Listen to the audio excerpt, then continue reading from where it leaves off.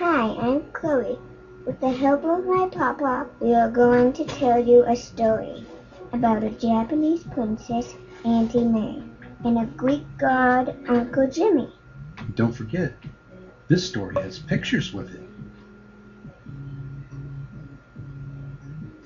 A Japanese princess was born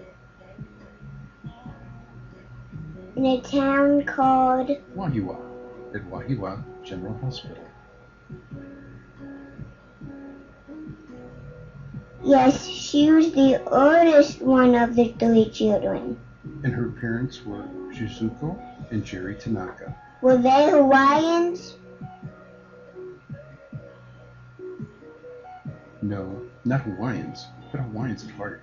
You see, both her father's parents and mother's parents were from Japan and came to Hawaii to work in the sugar plantations long ago. They were Auntie May's Baban and Ochi-chan. What about Uncle Jimmy, the Greek god?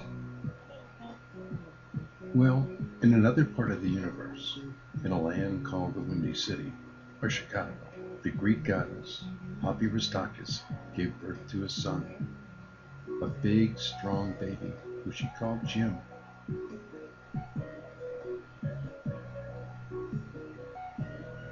Jim's grandparents came from Greece and worked in the city of Chicago, running restaurants.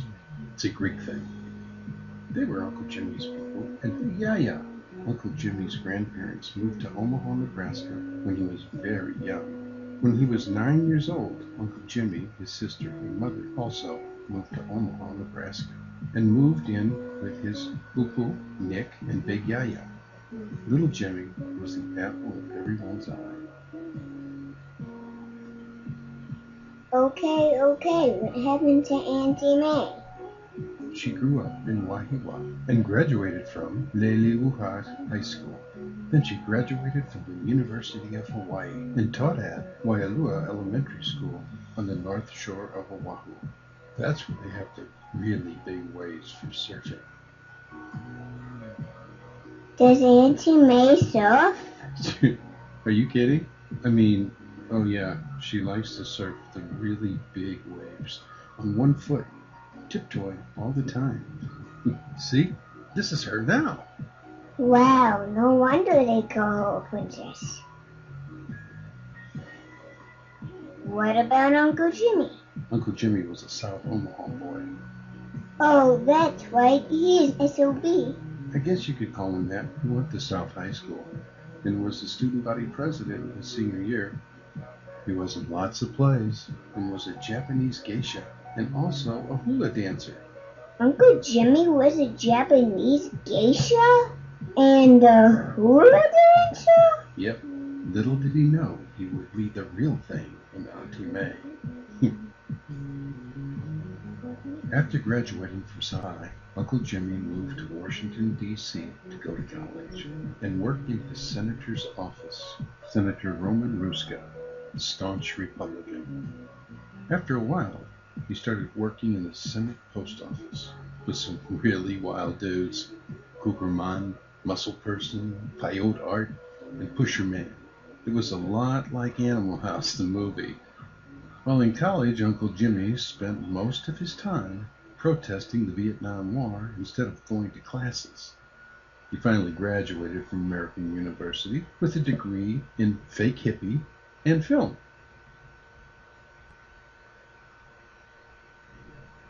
Okay, go back to Auntie May. Well, while she was teaching second and third grades at Waialua, the same age kids like you, she decided to become active in HSTA, the teachers union, and eventually got a job as a UNICEF director there. Auntie May, her mom and dad, two brothers, Clyde and Stephen, were very close and did a lot of things together. They loved dogs and had several dog grandkids over the years. Then she moved to Oregon and was a UNICEF consultant for the Oregon Education Association. She was known as the deer killer, and she never used a gun. She killed them with her car, and that's a story for another night. Soon after her first deer hunting incident, she decided to go to San Francisco and work for the National Education Association, where she still works. I thought that Auntie May worked in D.C. like you. Yes, she does. But she still lives in San Francisco. She flies a lot. So what happened to Uncle Jimmy at the post office? Well, Uncle Jimmy loved working at the post office, so he stayed and stayed. Then in 1972, he would leave the post office and go work on Senator George McGovern's presidential campaign. Senator McGovern was a Democrat, and remember, Senator Ruska was Republican. Well, on election day, when Uncle Jimmy went to work, there was a pink slip waiting for him. That means he was fired. Don't worry, Senator McGovern helped Uncle Jimmy with a job running the Senate elevator. The elevators weren't as much fun as the post office.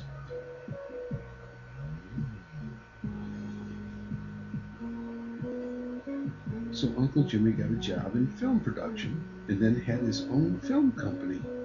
He went all over the United States, in fact, to all 50 states, and all over the world to make documentaries. Places like Guatemala, Saudi Arabia, Singapore, Brazil, Germany, and yada yada yada. Does Uncle Jimmy have kids? Uncle Jimmy has two sons, Nick and Casey, who he treasures like gods. They make him laugh, and he is so proud of them. Nick works in Manhattan, and Casey works in Washington, D.C. And all three of them are huge Redskin fans.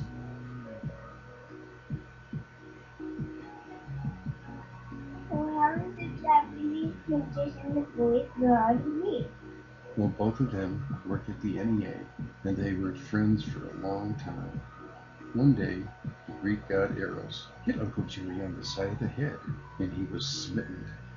Eros missed Auntie May at first, so she had no clue. But Eros finally got to her. You mean they fell in love? Yes, they did. Everyone who knew them was so happy. Their parents were especially happy. Uncle Jimmy's mom, Poppy, loved Auntie May. I hear they were a lot alike. Auntie May's parents loved Uncle Jimmy too.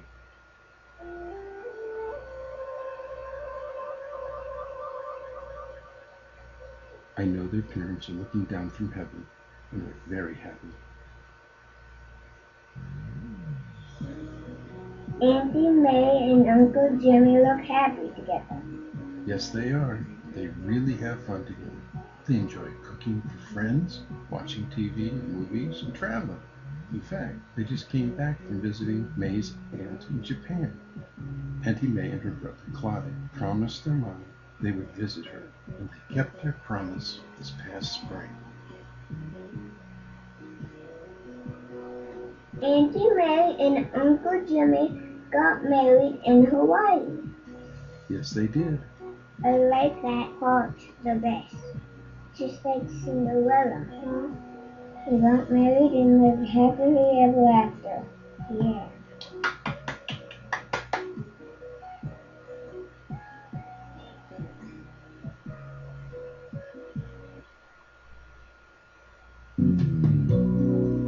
For every mountain I